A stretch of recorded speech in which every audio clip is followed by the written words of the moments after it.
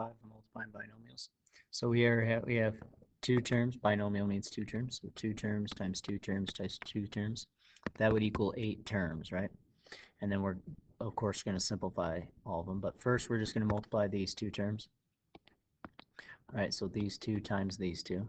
And you could set it up in a box if you want to, like a Punnett square, like 3a plus 5 and a minus 7.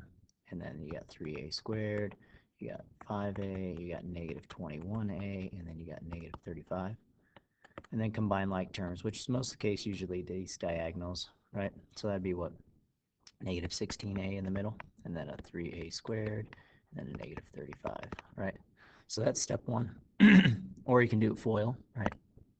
First, outside, inside, and last, right? So you could do it that way. Same way, you get this, okay?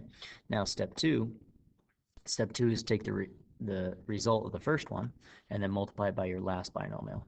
So then 3 times 2 would be 6, right? So 3 times 2 would be 6. So you have 6 terms, and maybe you can combine some, right? So we did have 4, and then 4 times 2 would be 8, which gets it back to our original 8 here. But because we combined them, we got 6 instead of 4 there. So I'm going to take all 3 of these and multiply this, or you can make a 3 by 2.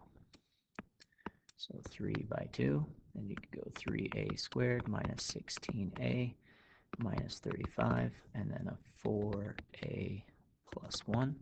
So you do that, and you get 12a cubed, right? Because a squared and a, that'd be 3 a's there. And then what is that? 64, so negative 64a squared. And then that'd be 71, negative 140a. Oh, negative 140a.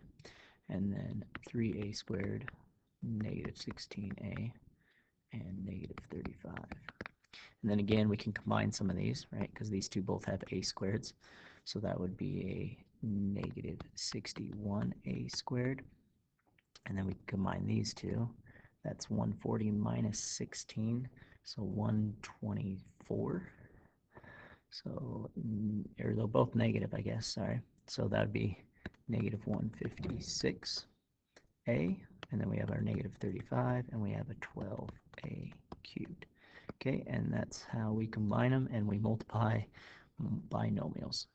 Okay, so you can do it that way, or you can distribute. You can take that one times each of these, and then you can go ahead and take this one times each of these.